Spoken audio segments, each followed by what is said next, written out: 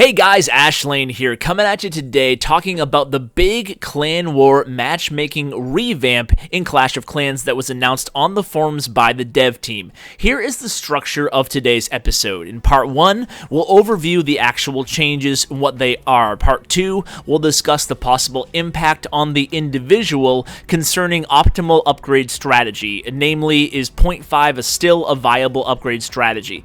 Part 3, the impact on Town Hall composition for the whole entire clan. What changes? And an important note throughout this episode is there is an update coming soon, and the changes won't all take place right away. So let's hop right into these changes.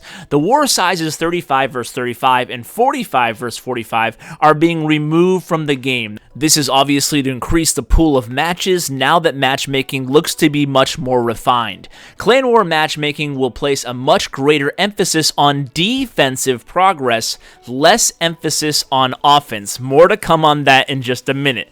Powerful late game defenses and troops like Inferno Towers, Eagle Artillery, and Grand Warden will have a greater matchmaking weight. And if we continue on, Clan War matchmaking will favor matches between clans with similar recent win-loss records in their recent wars. Team versus team compositional checks have been added to help weed out imbalanced war matchups. And lastly, matching routines will place a greater emphasis on matching the top of the war map and less emphasis on matching the bottom. So what does this mean? Well, I'm going to go ahead and put on some replays and do what I do best and ramble a little bit on what I think the implications of this big announcement will be. But before I get into that, let me just say that I am overall happy with this announcement. I do think some things are going to change, and we all have to look at both our clans and our individual bases to assess how they fit into this new structure. But I think that Supercell did listen to the war community. I mean, the forums have been ablaze for the last 6 months, or, at least the last few months after Town Hall 11 was released.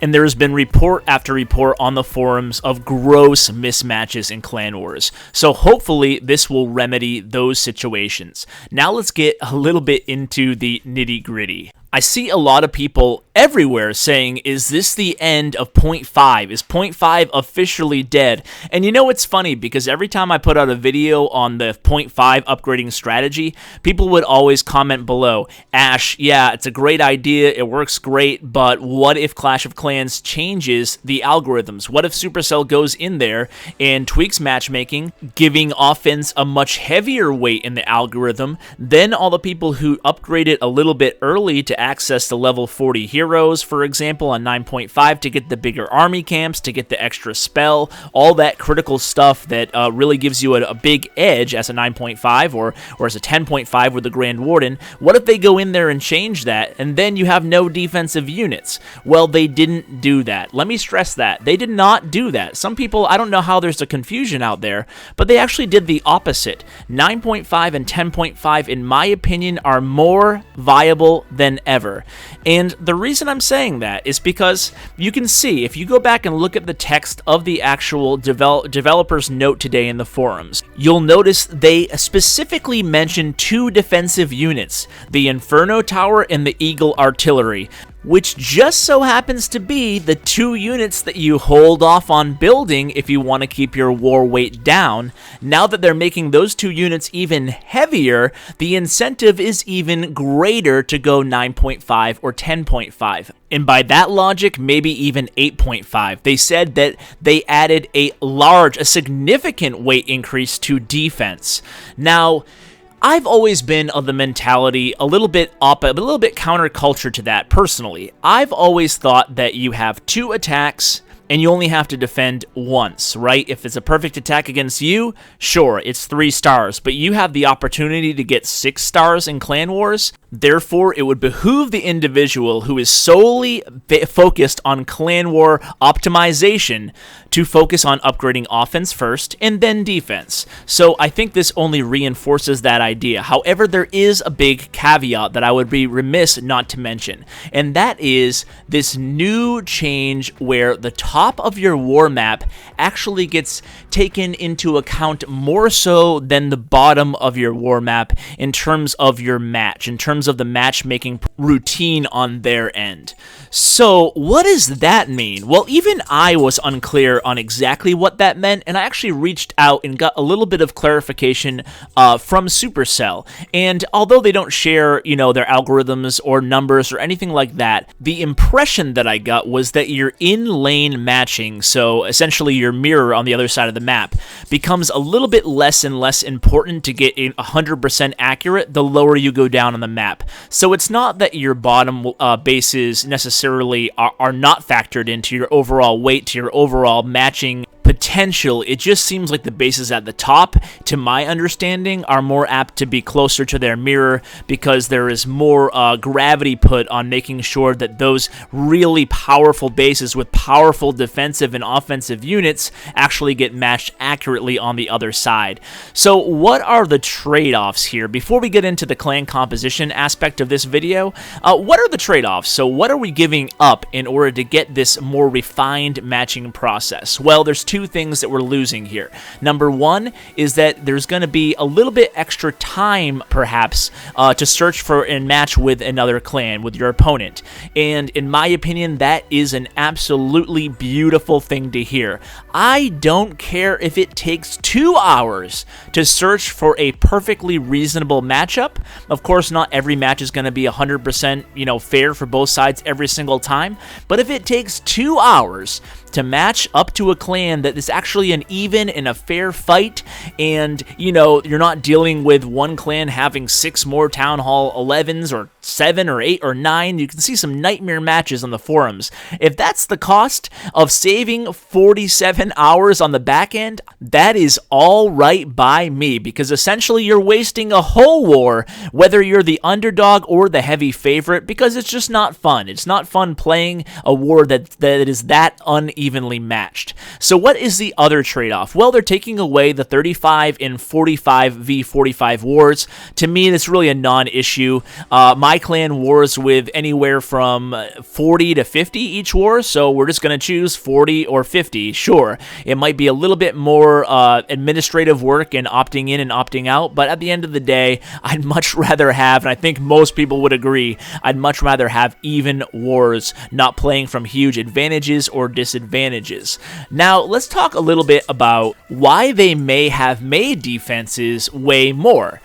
Because that probably is a question worth asking, right? So why not make offense way more? Why make defenses way more? Well, the answer to that question, if you read between the lines on the forum post, and this is just my speculation here, but they specifically mentioned people who would, get an Inferno Tower and not upgrade, say, Archer Towers and Wizard Towers to make up for that weight difference, and essentially you could have a Town Hall 8 or a Town Hall 9 with an Inferno Tower there weighing the same much, aka, when I say weighing, I mean falling in the same area on the war map as a Town Hall 8 or a Town Hall 9, because what they did was they underleveled some defenses to get more powerful defenses in their place, and they still come up around the same spot on the war map. So I think that will be eliminated. That wasn't a huge problem we ran into, but I know in a lot of mixed clan wars on a global scale, that was something people were running into pretty often. So that should hopefully be gone, but like I said, there is an advantage, in my opinion, to still going the 0.5 route.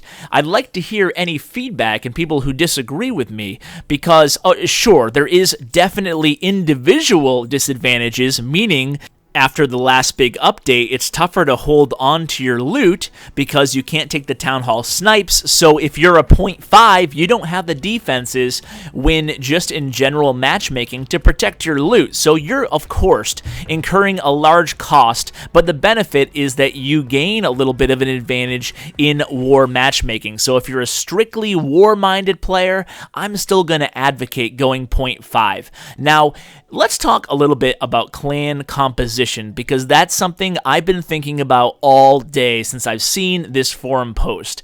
In Red Elite, my main clan, we have 19 Town Hall 11s and 25 Town Hall 9s or 9.5s, and the rest are a mix of 10.5s and Town Hall 10s.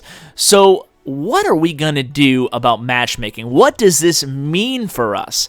Does this mean that because our top is so heavy, like I said, 17 or 18 Town Hall 11s, does that mean that because there's so much more gravity placed in their weight, that we're going to be matched up against clans that are just as powerful up top, and then on the bottom they're all Town Hall 10s? Like, theoretically, I'm worried that we might get matched up against a clan that, sure, maybe they have 17 Town Hall 11s just like we do in a typical war, but then they have, 20 Town Hall 10s, and we only have 5, and the rest are all Town Hall 9s or 9.5s. So that is my definite worry here. That could make some of the advantage of the 0.5s, especially lower, the 9.5s, moot in some regards, because obviously if you're going into battle, that's why I said this is a caveat, if you're going into battle with 10 9.5s and the matchmaking algorithms don't care about 0.5s, then who cares about the advantage, right? Because they're closer to the bottom of your map. Now, it depends on your clan composition. 0.5s can still be very valuable. Say you only have 3 or 4 Town Hall 11s in your clan, and then you have, a couple 9.5s, a couple 10.5s. The rest are a mix of Town Hall 10s and Town Hall 9s and Town Hall 8s and 7s. Well, then it shouldn't really affect you as dramatically. I think 0.5 is still a valuable route. So, to be honest with you, there is no perfect answer right now. We don't know. We just don't know how it's really going to pan out. The Clash team did say on the forum post that they're still tweaking and making minor adjustments here and there. That's why they're not going to unroll this all after the update hits. By the way, update hitting, that's pretty big. I'm excited for a new update to see what's coming out. I'm excited about the changes in the direction of the game, and I think this is just my hunch here. I think 2016 is going to be the year of clan wars and competitive clan elements, maybe clan tournaments. I still think there's going to be clan tournaments added this year. I think there's going to be a lot added to clan wars, and I'm excited to see what direction they go in. Think about it, the last 2 updates benefited largely, or addressed, I should say, largely farmers and trophy pushers, and then just added content which really affected all the spheres of the game. But now I think it's time for some new clan war action. I hope this is just the start of what will be the year of the clan war. Now there's a huge thing I have not talked about yet, and that is the whole win streak aspect, and the fact that now matchmaking is actually going to take largely into account, the amount of wins a clan has in their recent clan wars. So that is big. I really get the impression here that they overhauled the entire matchmaking system, because this seems like a lot of data changes, a lot of data point changes, all along the whole entire spectrum of clan wars that are being addressed in this one forum post. I mean, it's an understatement to say that we've never seen changes this big in the history of clan wars, and nothing even comes close to it. So in my mind, as someone who's more clan war focused, this is the biggest update I've seen in almost 2 years. It's pretty crazy. So I'm really excited to see how this whole win streak thing plays into things. I think my hunch is that more elite clans are going to be automatically start matching each other on a more consistent basis. So yeah, it's a far cry from a range war matchups, but essentially, I think this could evolve into a tiering of clans kind of unintentionally, or maybe it was intentional, I don't know, but think about it.